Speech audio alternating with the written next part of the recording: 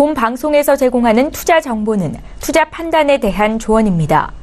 방송에서 제공하는 주식의 가치, 가격 상승 및 가격 하락에 대해서는 방송사에서 보장하지 않습니다. 이 시각 헤드라인 뉴스입니다. 북미 정상회담 개최 후보지에서 평양과 판문점은 제외됐다고 미국 언론들이 보도했습니다. 뉴욕타임스는 미 정부 고위 관료의 발언을 인용해 백악관이 정상회담 개최 후보지를 좁혀가고 있다며 평양과 비무장지대는 트럼프 대통령에게 모양새가 좋지 않은 문제가 있어 제외됐다고 보도했습니다. 법정관리 시한을 이틀 앞두고 열린 임단협 교섭에서도 한국GM노사는 별다른 성과를 거두질 못했습니다.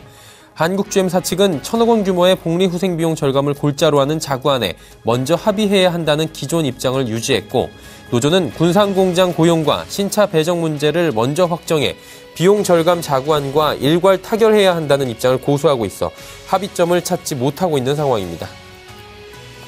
국토교통부가 최근 분양된 서울 강남과 과천 등지 고급 아파트 5개 단지의 특별 공급 물량 당첨자 중 위장 전입 등 불법에 의심되는 수십 명을 가려낸 것으로 전해졌습니다.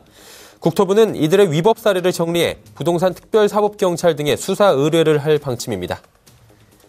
관세청이 한진그룹 총수 일가의 고가 명품에 대한 관세 포탈 의혹을 확인하기 위해 해외 신용카드 사용 내역을 조사 중입니다. 이번 조사는 한진그룹 총수 일가가 대한항공 지점을 이용해 고가의 명품을 관세를 내지 않고 반입했다는 의혹에 따른 것으로, 최근 조현민 전무의 물벼락 갑질 사건 이후 인터넷과 SNS 등에는 한진그룹 일가가 불법과 비위 행위를 저질렀다는 내용이 담긴 글들이 퍼지고 있는 상황입니다.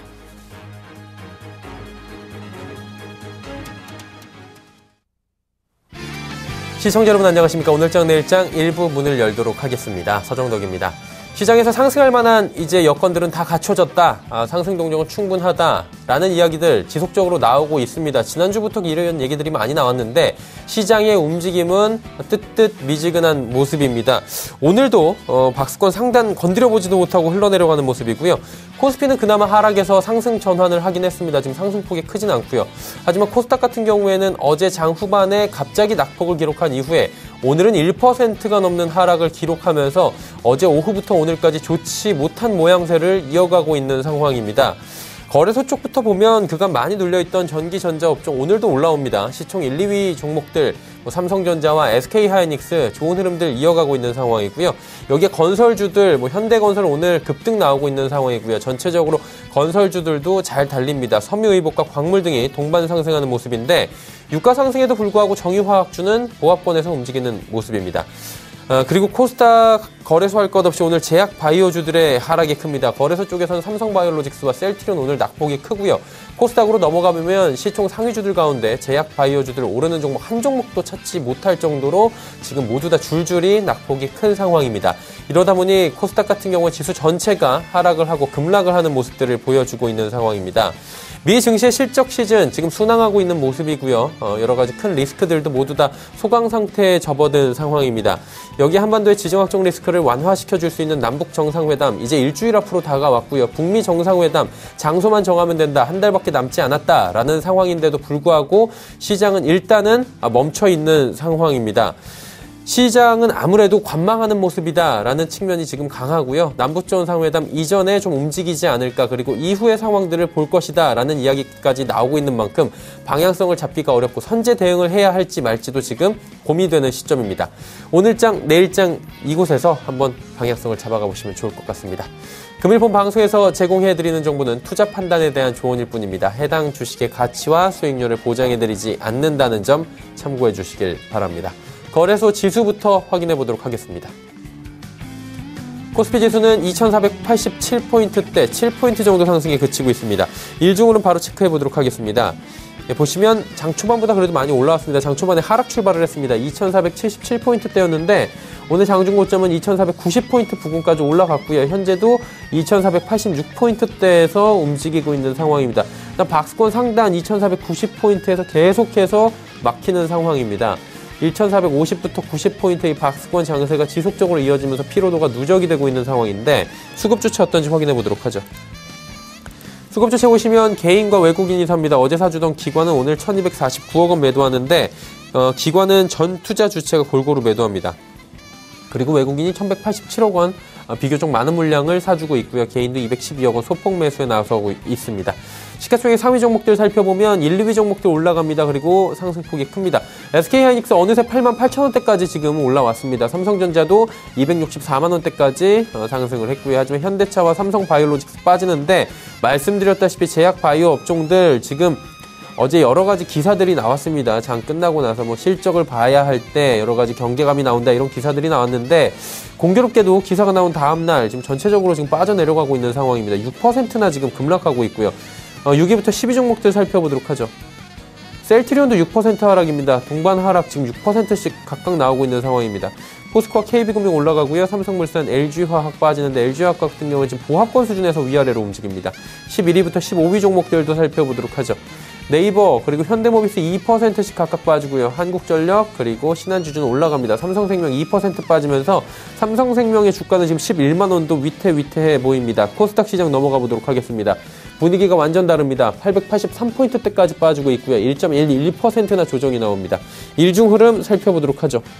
보시다시피 890포인트 찍고 하락하면서 879포인트대까지 빠졌다가 소폭 저점 대비해서 4포인트 정도 올라오긴 했는데 그래도 오늘 낙폭이 1%가 여전히 넘어가고 있는 상황입니다. 수급주체 확인해 보도록 하죠. 자, 수급주체 확인해 보도록 하겠습니다. 수급주체 보시면 기관 외국인 쌍끌림에서 들어오고 있긴 합니다. 하지만 개인이 767억 원 팔고 있고요. 오늘은 아무래도 쌍끌림 매수지만 전체적으로 시장은 낙폭을 키우고 있는 상황입니다. 수급주체 봤고요. 시가총액 상위 종목들의 흐름입니다. 지금 전부 다 팔았습니다. 셀트리온 헬스케어 5.69%나 빠지면서 셀트리온 관련된 종목들 최근에 낙폭이 굉장히 큰 상황입니다. 셀트리온 헬스케어 주가 어느새 8만원 중반대까지 밀려내려왔습니다. 신라젠도 10만원 위태위태하고요. 메디톡스가 그동안 잘 달리다가 오늘 한 번에 주가가 6.67%나 밀려 내려가고 있는 상황입니다. 바이로메드도 4% 지금 조정이 나오고 있는 상황입니다. 6위부터 10위 종목들 살펴보도록 하죠. 6위부터 10위 종목들 보면 또 다 팔았습니다. HLB도 2%대 3% 가까운 하락이고요. 펄어비스, 셀트리온, 제약, 코오롱 티슈진, 스튜디오 드래곤까지 전체적으로 2% 내외의 낙폭이 기록이 되고 있는 상황입니다. 자, 다음 살펴보도록 하죠.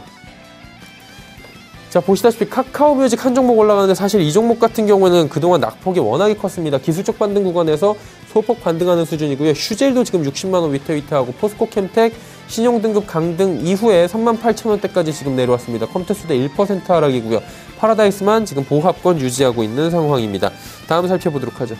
원달러 환율입니다. 1062원대까지 내려가면서 5원 90전 하락 원화 강세 일어나고 있는 상황입니다. 국내 양시장 여기까지 살펴보도록 하죠.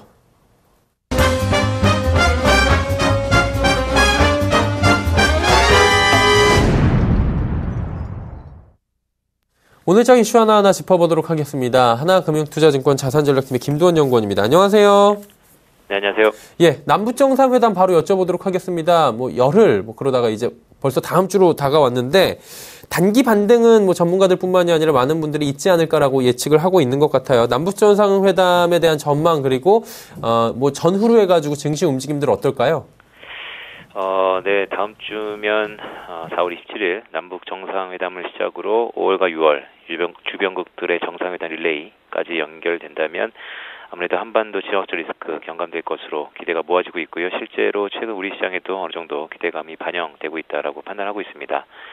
단연 핵심은 북미 간의 정상회담이고요. 예민한 부분이지만 기대감이 높은 건 사실이다라는 게 일단은 팩트라고 할 수 있겠습니다.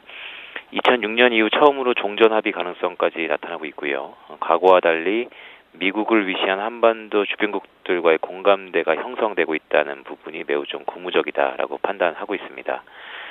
종전 합의는 북미 수교 가능성으로도 연결될 소지가 있고요. 한국의 신용등급 상승의 원동력이 될 수도 있다는 측면에서 매우 좀 중요한 의미를 갖고 있습니다. 회담의 결과에 따라서 다소 조금 상이하겠지만 센티에는 분명 긍정적일 수 있다라고 판단하고 있고요. 다만 얻는 것이 있으면 항상 반대편에는 잃는 것도 있겠죠. 원화 강세 압력이 보다 고착화되면서 국내 수출 기업들 채산성에는 다소 좀 부담으로 이어질 소지가 있다는 점 분명 우리가 염두에 둘 필요가 있다라고 할 수 있겠습니다. 그러면 이제 과거 사례를 한번 돌이켜보면 조금 더 답이 나올 것 같은데 정상회담 과거에 있었을 때 증시 추이들은 좀 움직임이 어땠나요? 일단은 과거 두 번의 남북 정상회담 상기할 필요가 있을 것 같은데요. 기억을 더듬어 보면 2000년도 6월 중순이죠. 13일과 15일 날 분단 이후 최초로 양국과 남과 북의 정상들이 만났었고 2007년도 10월 초순입니다. 2일부터 4일 2차 정상회담이 있었습니다. 둘 다 공교롭게도 평양에서 있었고요. 결론부터 말씀드리면 코스피 인덱스 기준 자체를 놓고 보면 상승 추세를 보였었습니다. 먼저 2000년도 당시에는 분단 이후 처음 남북 정상이 만난다는 점에서 한 달 전부터 기대감이 확대된 상황이었었고요. 당시 코스피 인덱스가 740포인트 수준이던 코스피 지수가 회담 종료 이후 약 한 달여 동안 상승세를 이어가면서 836포인트를 기록하기도 했었습니다. 2007년 역시 비슷한 수준이었고요. 한 달 전이던 9월 초 1115포인트였던 지수가 정상회담이 종료한 10월 말까지 이어지면서 1160포인트를 상회하기도 했었습니다. 그렇다면 이제 남북 정상회담으로 관련된 종목들이 움직이지 않습니까? 사실 지금 남북 경협주라고 일부 묶여있는 종목들이 계속해서 시세를 내고 있기도 한데 효과 어떻게 보시고 투자 전략 앞으로 어떻게 가는 게 좋을까요? 일단은 전략에 대해서 가장 궁금증이 많으실 것 같은데요. 예. 시기마다 수혜주는 다를 수 있습니다. 최근 시장 반응을 감안할 필요가 있다는 의미고요. 약 한 11년 만에 종전 합의 가능성 제기되고 있다는 측면, 종전은 남북 간의 경제 협력을 견인할 수 있고 더 나아가서 북미의 수교 가능성으로 이어질 수 있다라는 트리거입니다. 단기적으로 건설주와 함께 남북 교류 확대로 인한 수혜 종목에 접근할 필요가 있을 것 같고요. 다만 성과를 보고 움직여도 다소 좀 늦지는 않다라는 판단입니다. 연초 이후 시장 변동성이 매우 커진 상황이고요. 선제적 대응에 대한 기회비용 또한 클 수 있다는 의미인데요. 결국 핵심이라고 할 수 있는 북미 회담 결과를 보고 포트의 조정을 해도 늦지 않다. 단기간의 이슈가 아닌 중장기적 흐름으로 가져갈 수 있다라고 말씀을 드리고 있고, 만약 결과가 좋다면 중장기적으로는 한국 자산들의 디스카운트 요인의 해소를 의미함에 있어서 국내 기업들 중 글로벌 경쟁력을 갖춘 역시 IT에 대한 외국인 순매수 저희가 어느 정도 예상할 수 있을 것 같기 때문에 결론적으로 말씀드리면 역시 연초에 있었던 주저주 논란하고도 연결되는 부분인데요. IT에 대한 수혜가 더 고착화될 수 있다라고 말씀을 드리고 있습니다. 네. 이제 미국 쪽 한번 여쭤보도록 하겠습니다. 베이지북 공개가 됐는데 이 발표 내용을 한번 봐야 될 것 같습니다. 어떤 내용들이 주요했습니까? 일단은 베이지북은 미국 연준이 바라보는 미국 경제 상황이고요. 미국의 12개 지역 전반에서 경기 회복세가 나타난다고 언급이 있었습니다.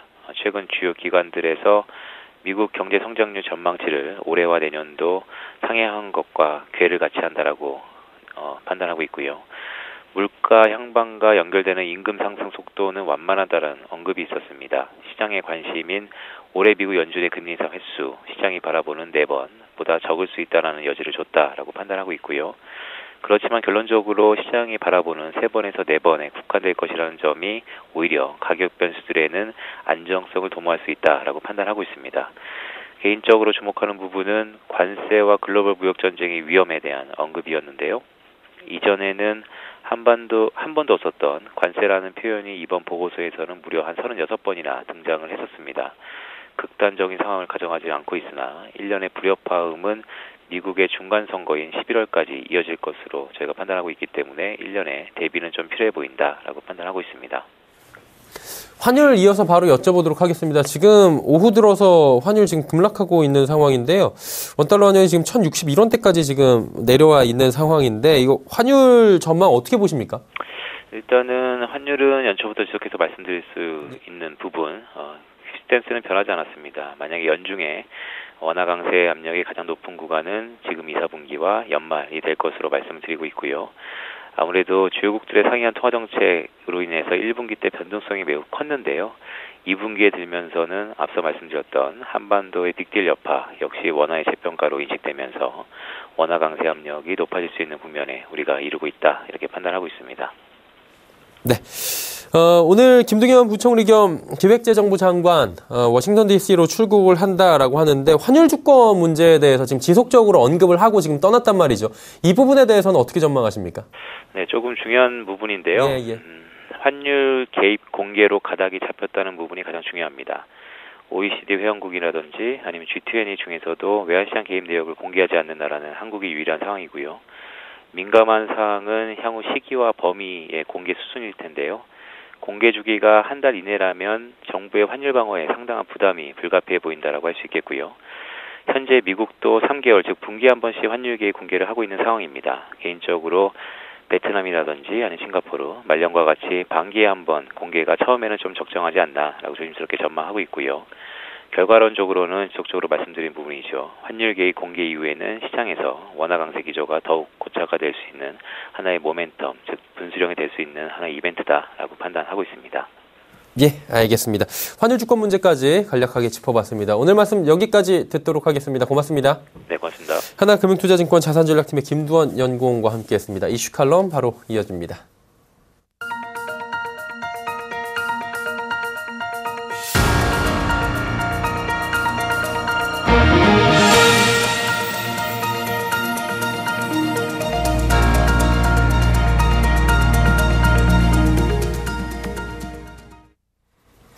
마켓 리더들과 함께하는 시간 이슈 칼럼 시간입니다. GFM 투자연구소 이진우 소장과 함께합니다. 소장 안녕하십니까? 네, 안녕하세요. 예, 뭐니 해도 지금 남북 정상회담을 둘러싼 그리고 북미 정상회담을 둘러싼 한마디로 한반도를 둘러싼 이런 주변 국가들의 모습을 한번 짚어봐야 될 것 같은데 저희가 어제도 뭐 바로 전해드리긴 했는데 북미 정상회담 끝나면은 저도 할게요라고 손드는 국가들이 지금 예, 줄을 서고 있습니다. 그러니까 뭐 김정은 같은 경우에는 우리가 이렇게 인기가 좋았어? 라고 생각이 들 것 같아요. 지금 보니까 시진핑 주석이 이야기를 했고 그 뒤에는 러시아가 이야기를 하고 있고 한마디로 이제 초미의 관심은 만난 뒤에 어떻게 되느냐 사실 이게 제일 중요할 것 같은데 그냥 표면적으로 여쭤보면은 좋아 보이잖아요.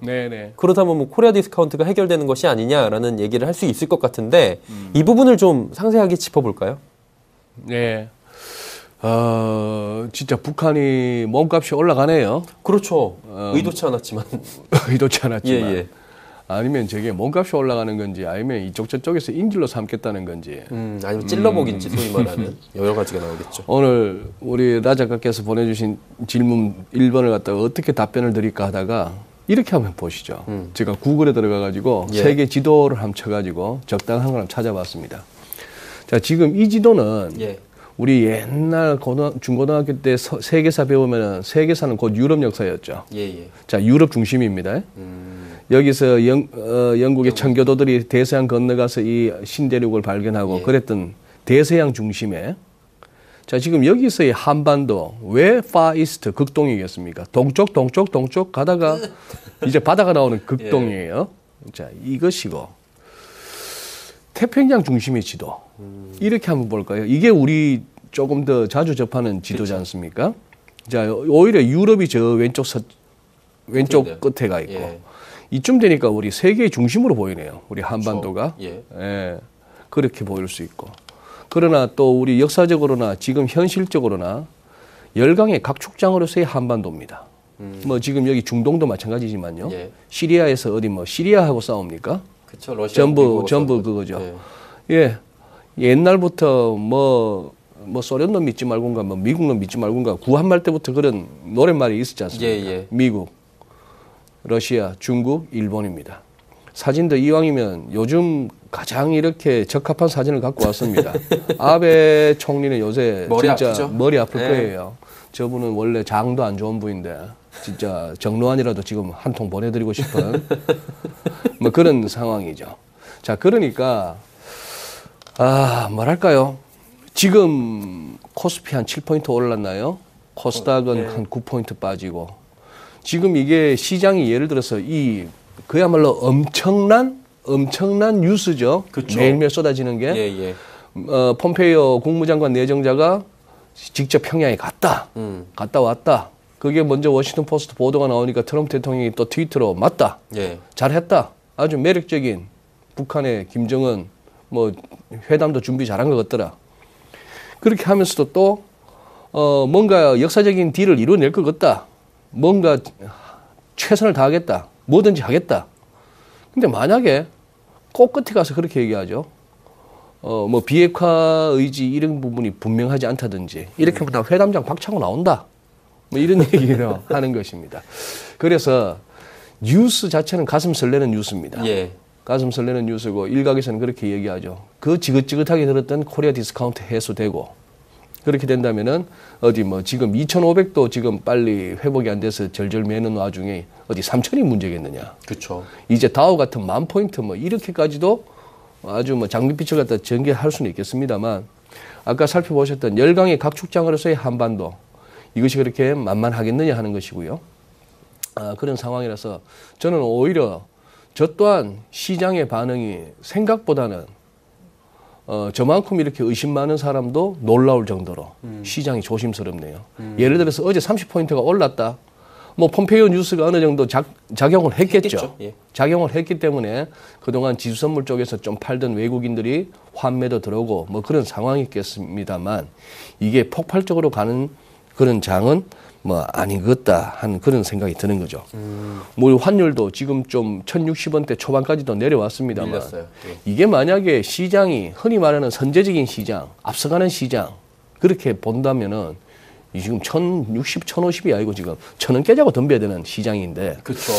그게 뭐 여의치 않다는 걸로 봐서는 생각보다는 시장이 이렇게 반신반의하는 가운데 결과 보고 움직여도 늦지 않다라는 생각을 하는 것 같습니다. 이게 여러 가지 이유가 있을 것 같아요. 이 상황이 한 번도 없었던 사실 그 종전이라는 단어 자체를 쓴 건 처음이잖아요. 그것도 미국 대통령이 직접적으로 이런 얘기를 했다는 것 자체가. 근데 그 대화가 나온 것도 처음이지만 그 주체자가 트럼프 대통령이기 때문에 좀 아직까지 좀 돌다리다, 두드려 봐야 된다 이런 시장의 느낌이 강한 것 같아요. 그러다 보니까 이제 말씀해 주신 대로 여러 가지 시장의 재료들은 좋은데 이 재료 반영을 못하고 있는 상황인데 환율 같은 경우에는 뭐 아니면 다른 부분은 국내 증시 같은 경우에는 폭발적으로 작용하지 못하고 그러면 이게 그날 가봐야 되는 거예요? 네, 그런 상황이고 아직까지는 2월 달에 우리가 경험했던 변동성 장세의 그 트라우마가 아직 지워지지 않은 것 같습니다. 네. 지금 보시면 이 상황이거든요. S&P 500이 2,700까지는 올 거다라고 했는데 지금 2,700을 살짝 올라선 상황이죠. 그렇죠. 살짝 올라선 상황이고 그동안 계속 매주 보여드렸던 차트입니다. 200일선이거든요, 이거. 200일선이고 자 이렇게 작년까지 봤던 이 데일리 캔들이 아주 좁쌀처럼 보이는 이런 변동성 장을 거친 이후에 이렇게 왔는데 지금 이제 60일선에 딱 걸린 겁니다. 우하향한 60일선에 걸렸고 2,700은 올라왔지만 지금 이제 이 선을 올라서야 되는 거고 이 선을 올라서면은 조금 더 붙겠죠. 조금 더 붙으면서 이제 가는데 그래서 전고점 테스트하자 여기서 이중천장 더블탑만 안 맞으면은 뭐 3,000도 가자 이런 장이 나올 수는 있겠습니다만 여기서 지금 이제 조심스러워지는 거죠. 지금 니케이도 아까 한 3, 40분 전만 하더라도 갭업으로 출발해서 잘 올라가던 니케이가 60일선에 이렇게 머리가 닿으니까 윗꼬리가 달리고 있어요. 데일리 캔들이. 네, 그런 상황이고 그다음에 이런 모습들이 이렇게 시장을 오래 보다 보면은 이런 어떤 올라오더라도 이런 패턴은 조금 뭔가 미진해요. 즉 이렇게 추세적으로 올라온다든지 아니면 급락 이후에 기술적 반등이 탄탄하게 저가 매수가 들어와서 탄탄하게 올라가는 이런 것보다 이렇게 끝이 이렇게 모이는 이런 식의 모습들은 조금 이제 불안한 겁니다. 그래서 사실상 이 변동성이 다시 또 뭐 한 빅스 같은 경우에 15 아래로 떨어지고 했습니다만 어제는 장이 뭐 IBM 때문에 다우가 좀 이렇게 그거 하고 했는데 나스닥하고 S&P가 그래도 플러스로 마감을 했는데도 빅스는 조금 올라갔죠. 시장이 또 조심스러운 레벨에 온 겁니다. JP모간 보시죠. 지금 JP모간도 그렇고 어제는 또 모간 스탠리가 CNBC 같은 경우는 블록버스터 어닝이라 했는데 대단한 시장 예상보다도 훨씬 크죠. 실적 좋아야죠. 1분기 당연히. 못 벌어도 세금 덜 낸 것만 해도 실적 좋아야 됩니다. 작년보다 무조건. 감세 효과가 그런 거 아닙니까? 그런데 JP모간도 좋았는데도 불구하고 주가는 오히려 밀리고 있는 그런 상황. 지금 여기서도 보시다시피 한눈에 보이시죠? 이 선이 지금 지지가 안 된다면 한 번 더 출렁하면 많이 빠질 수도 있겠다는 그런. 선이랑 비슷한데요? 좀 비슷하죠. 네, 그런 모습. 어제 IBM 보시죠. 어제 IBM 때문에 다우가 결국 38포인트나 마이너스로 결국 끝났는데 워낙에 한 종목이긴 합니다만 7.53% 이렇게 출렁해버리니까 이걸 워렌 버핏이 IBM은 담고 있었는데 구글이나 애플 같은 거는 못 담고 있을 땐가 그걸 갖다 이제 얘기하지 않습니까? 나는 모르는 산업군에 대해서는 손 안 대는데 그렇지만 우리 그 오마의 현인 워렌 버핏 할아버지도 할아버지인 거예요. 저보다 더 할아버지시니까 페이스북이나 넷플릭스나 뭐 이런 게 다가오겠습니까? IBM 같으면 어유. 우리 때 제너럴 일렉트릭 어유. 그랬던 세상이 이제 막 바뀌고 있는데 그래 지금 드리고 싶은 말씀이 이거죠. 예. 코스피도 마찬가지입니다. 코스피도 이렇게 보시는 분이 있어요. 지금 삼각형이 보인다 하는 분은 이 말씀을 하는 거예요. 삼각형이 보인다 하는 얘기는. 아니면은 조금 더 이렇게 고점 이렇게 올라간다 보면 이렇게 깃발형도 보이는 거고. 예. 자, 그런 상황이다 보니까 삼각형이면은 이거 교과서에서는 또 이렇게 말합니다. 쿵 한 다음에 A, B, C, D, E 파동이 나오고 전체 삼각형이 한 3분의 2 정도를 통과하고 나면은 이게 추세 지속형이기 때문에 밀려도 할 말 없는 패턴입니다. 이런 패턴은. 예. 자, 그런 상황이다 보니까 지금 말씀하신 남북 정상회담, 뭐 미북 정상회담 등등 해가지고 지금 한반도 정세에서는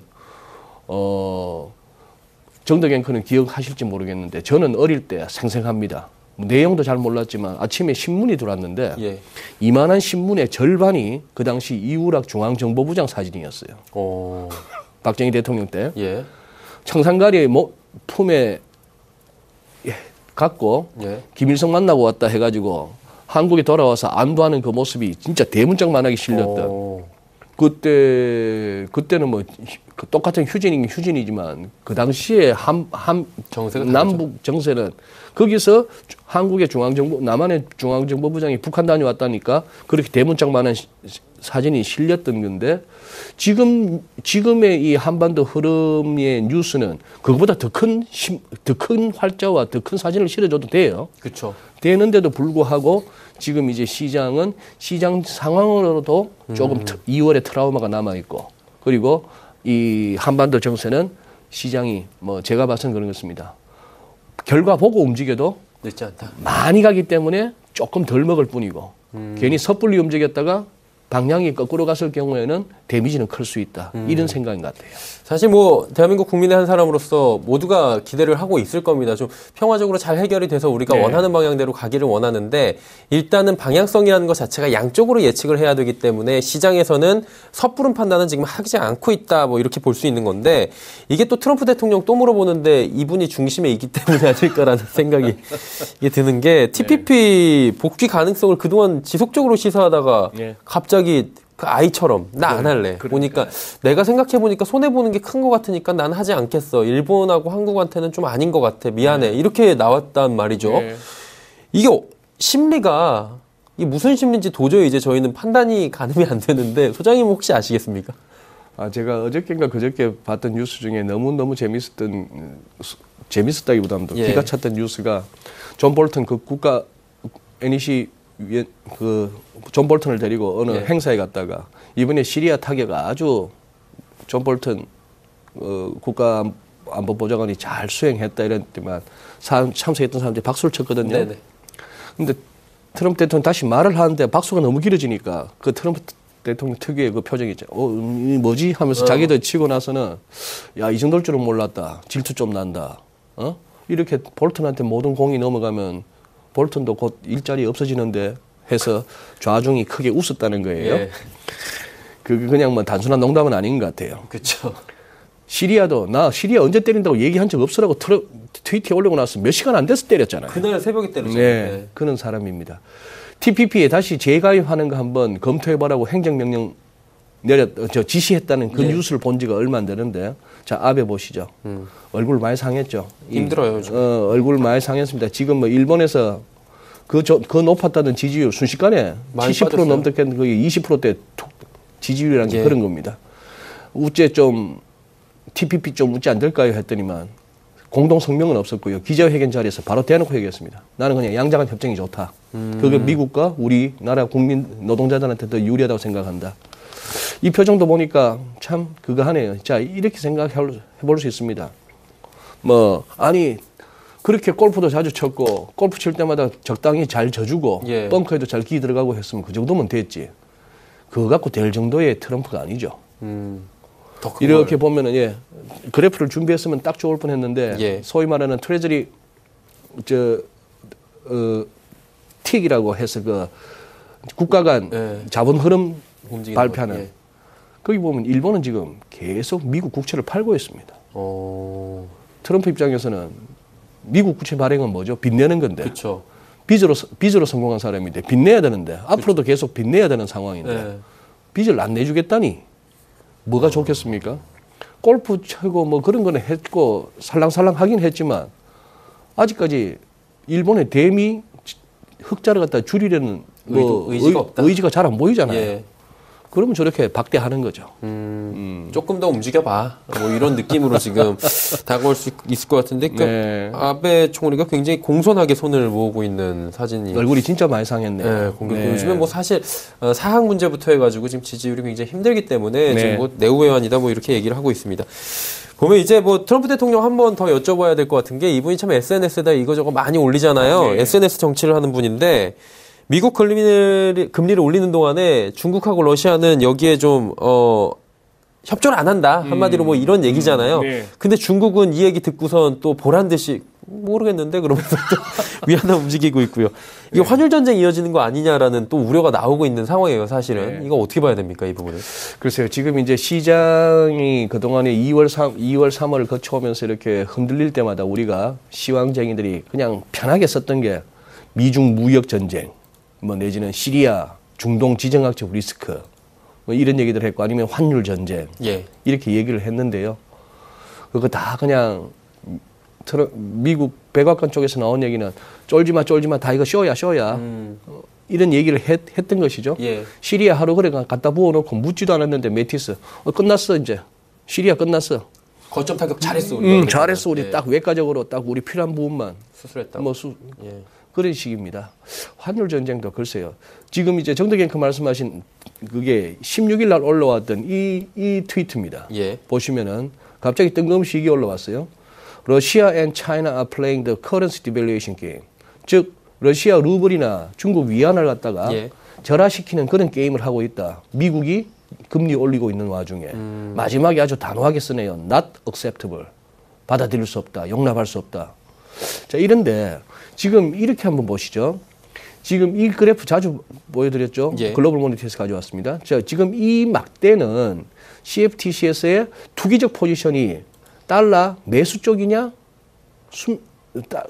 달러 매수 쪽 포지션이 이렇게 많았다는 얘기입니다. 예. 보시면은 매도 쪽이 많을 때는 달러 떨어지죠. 달러 그렇죠. 인덱스입니다. 이것이 줄어들면 달러가 이렇게 반등하고 또 하다가 거의 흐름이 비슷하죠. 비슷하네요. 그래서 제가 늘 드리는 말씀, 무슨 뭐 무역 수지도 좋고 자본 수지도 좋고 무슨 뭐 투자도 좋고 하지만 예. 실제 시장에서 이런 어떤 투기적 거래가 정말 환율에 직접적인 영향을 미친다는 거예요. 그런데 이제 작년 대통령 당선자로서 이 무렵에 했던 말이 그겁니다. 달러 너무 강해서 죽겠다. 그런 얘기 했었죠. 그런 얘기 하고 나서 확 주는 거 보세요. 아유, 서슬퍼런 이제 앞으로 4년 동안 미국의 대통령이 되겠다는 사람이 달러 강세가 싫단다. 라고 하고 나서부터 급격하게 달러 강세 달러 매수 포지션 줄이다가 예. 매도까지 갔는데 이게 지금 거의 역대급이에요. 역대급이라고. 예. 그럼에도 불구하고 달러가 잘 안 빠지는 거예요. 그래서 지금 이런 트위트를 날려도 이게 이때처럼 잘 안 먹히는 안 겁니다. 되네요. 그리고 지금 이제 보시면은 뭐 이래요. 2015년 8월에 그때 위안화 평가절하도 했고 이때는 뭐 자본 유출 때문에 달러 위안 환율이 막 9위안을 1달러당 7위안을 넘네 많이 할 때 이때는 모르겠으나 그때의 지금 이렇게까지 왔는데 여다 대놓고 지금 아까 트위터는 좀 뜬금없죠. 그렇죠. 러시아 루블도 마찬가지입니다. 2014년 하반기 이후 달러 강세, 유가 폭락, 천연가스 가격 폭락했으니까 루블 형편없이 절하되는 거 맞고 예. 또 이렇게 왔습니다만 2016년부터 사실 달러 약이었는데 그러다가 2016년 11월 달에 트럼프 당선되면서 반짝 좀 올라가다가 올랐죠. 작년 초부터 또 밀렸는데 러시아 루블 보다시피 이렇게 한 2016년부터 한 2년 정도 이렇게 강세를 보여왔다가 예. 최근 한 달 이렇게 됐던 거는 러시아 제재를 또 강하게 때렸지 않습니까? 예. 그것 때문에 올랐는데 그러니 뭐 장황해 섰습니다만 무역전쟁, 환율 전쟁 그리고 뭐 지정학적 리스크 계속해서 불씨처럼 남아서 그렇게 할 것 같습니다만 그것 때문에 뭐 장이 결정적으로 움직인다고 생각하지 않습니다. 그거보다는 뭔가 아직까지 고민이고 아직까지 밝혀지지는 않았습니다. 2월 달에 왜 시장이 부러졌나? 네? 갑자기 그 당시 확 부러졌던 확 부러졌던 그것이 지금은 이제 추스르고 있는 중인데 완전히 회복된 상황인가? 예. 전고점을 열고 진짜 랠리를 펼치는 그런 장이 오는 것인가? 아니면 지금 이거는 2월달 급락에 대한 기술적 반등 내지는 조정에 불과한 것인가?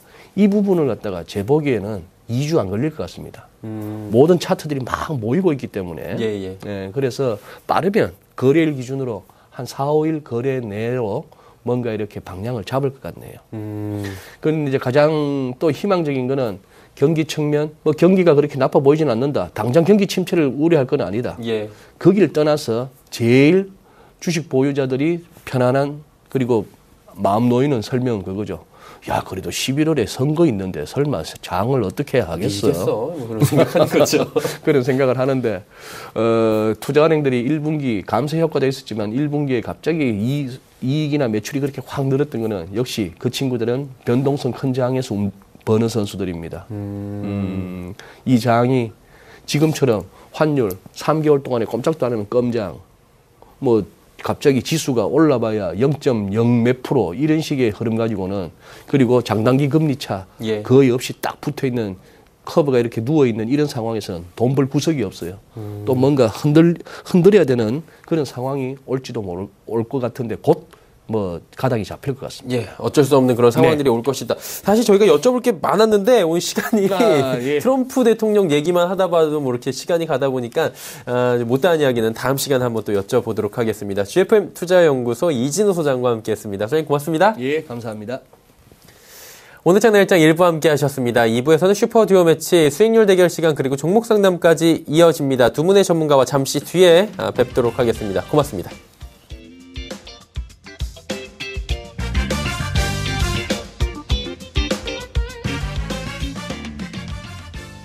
본 방송에서 제공하는 투자 정보는 투자 판단에 대한 조언입니다. 방송에서 제공하는 주식의 가치, 가격 상승 및 가격 하락에 대해서는 방송사에서 보장하지 않습니다.